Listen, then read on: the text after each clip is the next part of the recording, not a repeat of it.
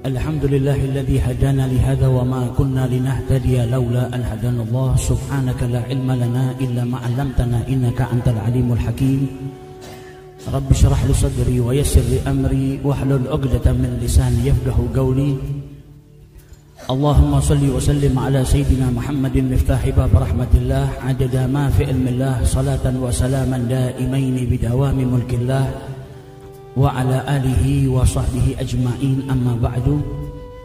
Alhamdulillah, malam hari ini kita dikumpulkan oleh Allah subhanahu wa ta'ala di tempat yang tidak kita ragukan bahwasanya tempat ini dan majelis ini dihujani keberkahan oleh Allah subhanahu wa ta'ala.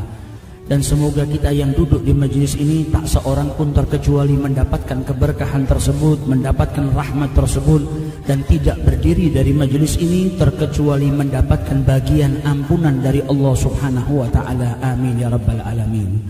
Kita berkumpul di sini tak lain untuk melaksanakan apa yang diperintahkan oleh Rasulullah sallallahu alaihi wasallam, di mana beliau memerintahkan kita di malam Jumat ini untuk memperbanyak sholawat kepada beliau, memperbanyak salam kepada beliau. Di majelis ini mulai tadi kita sibuk bersolawat kepada Rasulullah, mendengarkan sejarah hidup manusia yang paling mulia yang diutus oleh Allah subhanahu wa ta'ala ke muka bumi ini, dan juga kita bersama-sama mengucapkan salam kepada Nabi besar Muhammad sallallahu alaihi wasallam, di mana dikatakan oleh para ulama kita di akhir zaman ini sangat-sangatlah membutuhkan untuk memperbanyak sholawat dan salam kepada Rasul sallallahu alaihi wasallam, yang mana sholawat dan salam itu adalah bagian agar kita diberikan keselamatan oleh Allah subhanahu wa ta'ala. Nabi sallallahu alaihi wasallam beliau berkata dalam hadisnya bahwasanya tidak seorang pun yang mengucapkan salam kepadaku illa raddallahu ruhi, terkecuali ruhku dikembalikan oleh Allah subhanahu wa ta'ala sampai aku dapat menjawab salamnya. Bayangkan salam yang kita baca tadi ketika mahalul qiyam, ya Nabi salam alaika. Setiap ucapan salam yang kita haturkan kepada junjungan Nabi besar Muhammad sallallahu alaihi wasallam, maka salam kita dijawab oleh Nabi besar Muhammad sallallahu alaihi wasallam. Ketika Nabi menjawab salam kita, maka yang terlontar dari lisannya adalah doa. Beliau yang mengajarkan kepada kita memulai salam hukumnya sunnah dan menjawab salam hukumnya wajib, maka yang mengajarkan kepada kita tak mungkin tidak mengamalkannya. Ketika kita mengucap salam kepada Rasulullah, maka Nabi menjawab salam kita dengan sebutan wa alaikassalam wa rahmatullahi wa barakatuh. Maka ucapan dari lisan Nabi adalah sebuah doa yang mana manusia yang satu ini tak sekalipun doanya pernah ditolak oleh Allah subhanahu wa ta'ala. Saat kita mengucap ya Nabi salam alaika, maka dijawab oleh Rasulullah wa alaikassalam. Dan bagimu keselamatan, doa dari Nabi besar Muhammad sallallahu alaihi wasallam. Manusia yang mendapatkan doa dari sang Nabi wa alaikassalam, dan bagimu keselamatan, insya Allah orang tersebut selamat di dunia sampai di akhiratnya Allah subhanahu wa ta'ala. Dan jikalau Nabi mendoakan dengan warahmatullah dan semoga Allah merahmatimu, maka kita insya Allah mendapat rahmat Allah subhanahu wa ta'ala di dunia sampai di akhiratnya Allah subhanahu wa ta'ala. Dan jikalau Nabi melanjutkannya dengan wabarakatuh, dan semoga Allah subhanahu wa ta'ala melimpahkan keberkahannya kepadamu, maka insya Allah kehidupan kita diberkahi oleh Allah, keluarga kita diberkahi oleh Allah, anak-anak kita diberkahi oleh Allah, pekerjaan kita diberkahi oleh Allah. Karena tak lain yang berdoa adalah kekasih Allah subhanahu wa ta'ala, maka doanya pasti insya Allah akan diijabahi oleh Allah subhanahu wa ta'ala. Beruntung malam hari ini kita bisa berkumpul bersama-sama di sini, bersolawat kepada Rasulullah, mengucapkan salam kepada Rasul sallallahu alaihi wasallam, yang insya Allah perkumpulan ini menjadi penolak daripada bencana-bencana yang Allah hendak turunkan ke negara kita ini dan negara-negara Muslim lainnya. Semoga kumpulnya kita di sini juga menjadi rahmat bagi alam semesta, sehingga Allah subhanahu wa ta'ala kemudian lebih mencintai kita, mencintai hamba-hambanya, sehingga tidak menurunkan lagi bala bencana yang akhir-akhir ini menimpa negara kita. Amin ya rabbal alamin. Kita kumpul di sini untuk menyempurnakan keimanan kita.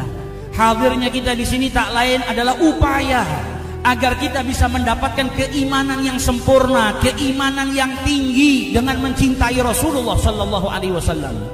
Kita berkumpul di sini untuk mengamalkan apa yang diperintahkan oleh Rasulullah, di mana Nabi menjelaskan tidak beriman salah seorang daripada kalian, yang artinya tidak sempurna, hatta akunu ahabba ilaihi, sampai kalian itu bisa mencintai aku, kata Rasulullah sallallahu alaihi wasallam, melebihi daripada harta kalian, daripada kedua orang tua kalian, daripada anak-anak kalian, dan daripada seluruh manusia yang ada di muka bumi ini. Salah satu cara untuk mendapatkan keimanan yang maksimal seperti itu hanyalah dengan memperbanyak sholawat kepada Rasulullah sallallahu alaihi wasallam. Kemudian memperbanyak membaca sejarah hidup beliau, mengenal lebih dalam siapa Rasulullah, bagaimana akhlak beliau, bagaimana kehidupan beliau, yang itu semua akan menambah rasa cinta kita kepada Rasulullah sallallahu alaihi wasallam. Jikalau tidak di majelis-majelis seperti ini, maka di mana kita mencari penguat iman kita, mencari sesuatu yang dapat menguatkan mahabbah kita kepada Rasulullah sallallahu alaihi wasallam. Yang kita inginkan adalah merasakan sedikit daripada kebahagiaan yang pernah dirasakan oleh orang-orang yang hidup di sekeliling Rasulullah sallallahu alaihi wasallam. Hadirnya kita di sini ingin mendapatkan sedikit kebahagiaan yang mereka dapatkan, ingin mencintai Rasulullah sebagaimana cinta mereka kepada Rasulullah sallallahu alaihi wasallam. Bayangkan orang-orang yang cinta kepada Nabi Muhammad, yang mereka telah menunggu kedatangan Rasulullah sallallahu alaihi wasallam.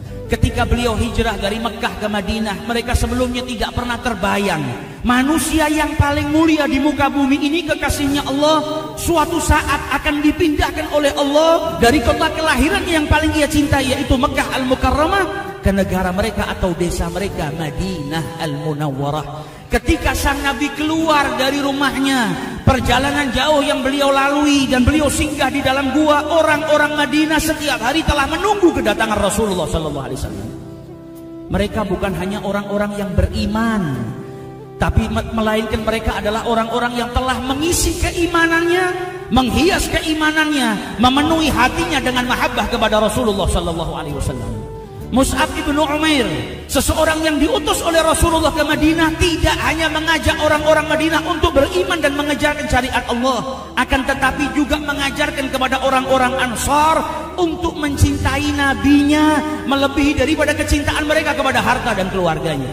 Mus'ab ibnu Umair mengenalkan kepada orang-orang Ansar mahabbah, cinta kepada Rasul sallallahu alaihi wasallam, sehingga Nabi keluar dari rumahnya telah ditunggu oleh orang-orang Ansar dengan penuh kegundahan, kegelisahan, menanti kedatangan Rasulullah sallallahu alaihi wasallam. Dan ketika tiba datang waktunya sang Nabi masuk ke Madinah, mereka semua keluar, satu kota keluar, menyambut kedatangan manusia yang paling mereka cintai. Mereka kumandangkan syair memuji kedatangan manusia tercinta, yaitu Nabi besar Muhammad sallallahu alaihi wasallam. Tala'al badru alaina. Nabi tidak datang di waktu malam. Nabi tidak datang di waktu bulan itu terbit atau muncul. Nabi datang di waktu matahari sedang mengeluarkan sinarnya yang terang benderang. Akan tetapi orang-orang Ansar berkata, Tala'al badru alaina, telah datang kepada kami rembulan yang bercahaya, yang bersinar. Matahari yang sinarnya luar biasa menjadikan para sahabat tidak melihat ke arah cahaya tersebut, melainkan mereka lebih terlena dan lebih takjub dengan cahaya rembulan yang dibawa oleh Rasulullah sallallahu alaihi wasallam. Mereka menyambut Nabi besar Muhammad sallallahu alaihi wasallam dengan penuh sukacita. Kita bayangkan bagaimana kebahagiaan orang-orang Madinah ketika manusia yang mereka cintai datang singgah ke kota mereka. Tak seorang pun daripada mereka kecuali berebut agar rumahnya menjadi tempat singgahnya Nabi besar Muhammad sallallahu alaihi wasallam. Mereka berkata, "Ji'ta syarraftal Madinah ya Rasulullah." Engkau datang memuliakan kota ini. Madinah bukan kota yang indah. Madinah bukan kota yang dituju oleh orang-orang karena keindahannya yang ada. Madinah bukan kotanya orang kaya. Madinah bukan kota tempat rekreasi. Akan tetapi Madinah adalah kota biasa, yang kemudian ketika datang Rasulullah ke tempat tersebut, kedatangan Nabi, tinggalnya Nabi di tempat itu memuliakan Madinah Al-Munawwarah. Desa yang tadinya tak didatangi oleh seorang pun kecuali peniaga, hanya membeli kurma-kurma daripada hasil panennya orang-orang Yathrib, maka berubah menjadi negara yang mulia. negara yang dicintai oleh Allah Subhanahu wa ta'ala dan Rasulnya, negara yang sampai detik ini sudah 1400 tahun lamanya tidak ada tetamu atau manusia sebanyak negara itu dikunjungi oleh para pecinta-pecinta Rasulullah sallallahu alaihi wasallam. Datangnya Nabi menjadikan negara itu pusat kedatangan manusia. Setiap hari kita dapatkan orang berlalu lalang masuk ke Madinah Rasulullah untuk berziarah ke sang kekasih, yaitu Nabi besar Muhammad sallallahu alaihi wasallam. Ia datang memuliakan tempat tersebut. Ia datang menjadikan Madinah Al-Munawwarah mulia, mendapatkan kemuliaan daripada Allah Subhanahu wa taala. Kita ingin merasakan kecintaan sebagaimana orang-orang Ansar mencintai Rasulullah. Kita di sini berusaha untuk menguatkan keimanan kita, menyempurnakan keimanan kita sehingga kita bisa berubah menjadi manusia yang tadinya mencintai dirinya sendiri melebihi Rasulullah, yang tadinya mencintai keluarganya melebihi Rasulullah, yang tadinya mencintai hartanya melebihi daripada Rasulullah, menjadi orang yang bisa sempurna dalam mencintai Rasulullah. Kita ingin menjadi Umar bin Khattab. Bukan suatu hal yang mustahil, karena orang-orang yang hidup di sekeliling Nabi dahulu juga tidak mencintai Rasulullah secara sempurna.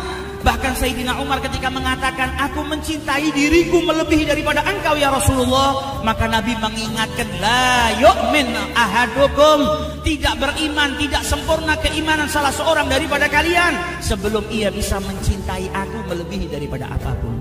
Maka Sayyidina Umar pun terus mencintai Rasulullah, berusaha untuk menempatkan kecintaannya kepada Rasulullah melebihi daripada apapun, sampai akhirnya ia mendatangi Rasulullah dan berkata, ya Rasulullah, tidak ada yang lebih aku cintai daripada engkau ya Rasulullah. Engkau lebih ku cintai daripada hartaku, keluargaku, anak-anakku. Maka Rasul sallallahu alaihi wasallam berkata, al-ana ya Umar, sekarang wahai Umar, engkau telah masuk dalam kategori seseorang yang menyempurnakan imannya. Engkau telah berjuang dan mendapatkan kemuliaan itu daripada Allah Subhanahu wa taala. Kita di sini orang-orang yang mungkin mencintai keluarga melebihi daripada Rasulullah, mencintai harta melebihi daripada Rasulullah. Hadirnya kita di sini adalah upaya agar mendapatkan cinta yang membuat Umar bin Khattab ketika sudah menaklukkan negara-negara, mendapatkan kemerdekaan yang luar biasa, mendapatkan kemuliaan dari Allah, namun tetap makan dengan satu biji kurma dan roti yang kering yang hanya dihangatkan dengan air hangat dan dihaluskan dengan minyak, sehingga putrinya Hafsah berkata, wahai ayahku, engkau ini telah mendapatkan kemuliaan daripada Allah, dunia dibukakan kepadamu, kenapa engkau hanya makan makanan yang seperti ini? Maka apa jawab Umar bin Khattab? Aku tidak akan makan kecuali dengan makanan yang dimakan oleh Rasulullah dan makanan yang dimakan oleh sahabatku Abu Bakar As-Siddiq. Dalam riwayat yang lain, beliau dijamu oleh salah seorang sahabat dengan makanan yang sangat lezat. Di hadapannya hidangan yang beraneka macam. Namun ketika hidangan itu disuguhkan kepada Umar bin Khattab, beliau malah menangis. Beliau berkata, engkau mengingatkan aku kepada Rasulullah, kepada Abu Bakar As-Siddiq, yang mana keduanya tidak pernah merasa kenyang kecuali bi khubsin min syair, kecuali hanya dengan sepotong roti yang terbuat dari tepung. Cinta yang menjadikan Umar ibn Khattab seperti itu. Cinta yang menjadikan ia dikatakan oleh Rasulullah, idza salaka Umar salaka syaitana fajjan akhar. Kalau Umar berjalan di satu jalur, maka setan mencari jalur lainnya karena tidak berani berada di jalurnya Sayyidina Umar bin Khattab. Kenapa bisa demikian?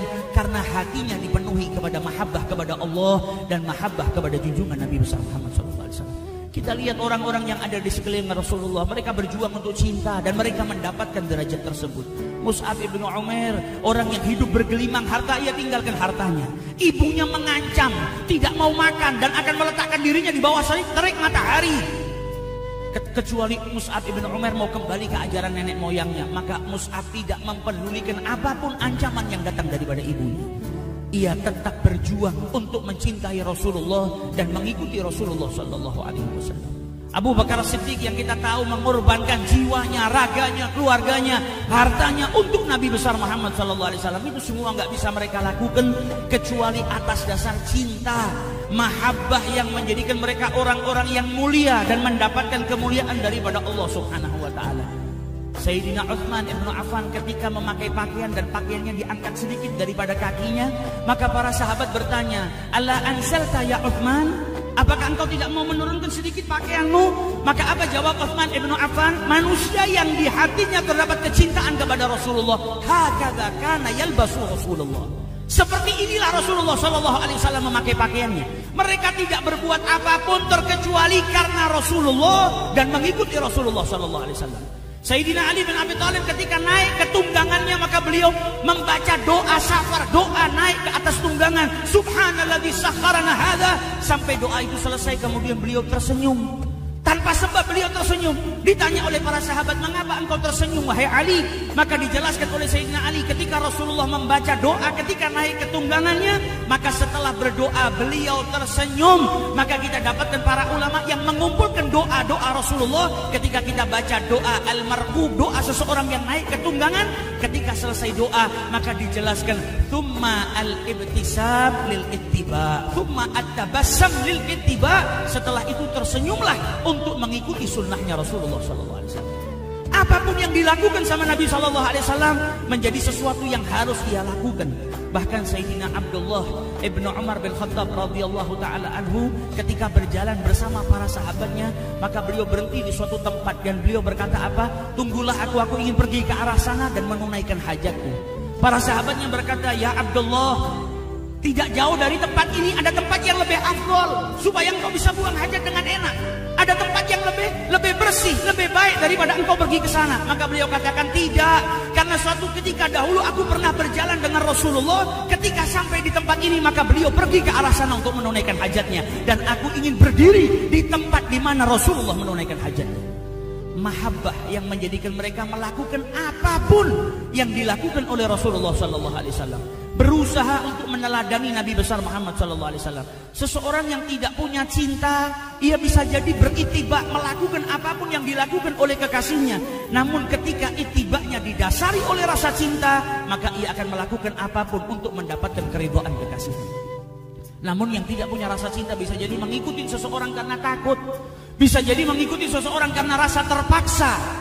Namun ketika sudah terdapat mahabbah di dalam hatinya, tergerak dengan sendirinya untuk mengikuti apa yang dilakukan oleh Rasulullah, tak lain tujuannya untuk mengamalkan firman-Nya Allah Subhanahu wa taala, in kuntum tuhibbunallaha fattabi'uni. Maka dengan mengikuti sang nabi tadi akan mendapatkan karunia dari Allah Subhanahu wa taala, yuhibbukumullah, dicintai oleh Allah, wa yaghfir lakum dzunubakum, dan akan diampuni dosa-dosanya oleh Allah Subhanahu wa taala.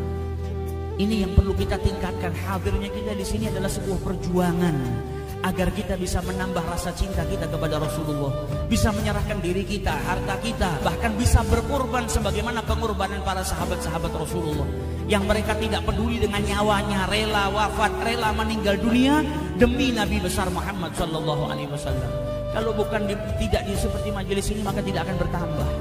Kita ingin mencintai Rasulullah seperti kecintaan mereka yang hidup di zaman Rasulullah, bahkan seperti kecintaan mereka orang-orang yang di hatinya terdapat kepenuhan atau dipenuhi dengan rasa cinta kepada Rasulullah SAW.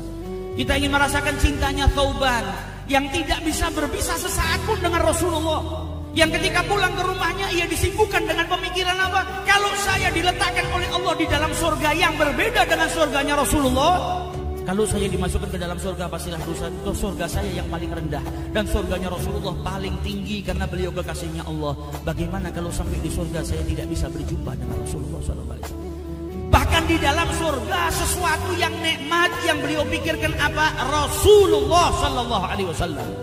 Sibuk memikirkan Nabi Muhammad SAW, sehingga dijawab oleh Allah Subhanahu wa taala, wa may yuti'illah war rasul fa ulaika ma'al ladzina an'ama Allahu 'alaihim minan nabiyyin wasiddiqin wasyuhada'i wassalihin wa hasuna ulaika rafiqa. Barang siapa yang taat kepada Allah dan Rasulnya maka akan dikumpulkan dengan mereka para nabiyin, siddiqin, wasyuhada'i wassalihin. Sehingga saat itu Thauban merasakan ketenangan yang luar biasa, karena andai dia terus berjuang untuk taat kepada Allah dan Rasulnya, maka ia mendapat jaminan dari Allah dikumpulkan bersama Nabi besar Muhammad SAW. Al-Habib Ali bin Muhammad Al-Habashi, penyusun Maulid Simkud Durar ini, beliau pernah berkata, fi jannatin masyaqani min wasfiha. Aku ini rindu kepada surga bukan karena sifat-sifat yang telah dijelaskan tentang surga, bukan karena hurul ain, bukan karena bidadari atau kenikmatan yang ada di dalam surga, namun kerinduanku ke dalam surga, ingin cepat-cepat masuk ke dalam surga, illa likauni hibbi fiha khayyama, karena sang kekasihku tinggal di surganya Allah. Aku rindu kepada surga bukan karena kenikmatannya, bukan karena bidadari-bidadarinya, karena kekasihku Muhammad sallallahu alaihi wasallam bertempat tinggal di surganya Allah Subhanahu wa taala. Cinta yang luar biasa yang mereka dapatkan, yang mereka terus lakukan perjuangannya untuk terus meningkatkan kecintaan mereka kepada Rasul sallallahu alaihi wasallam.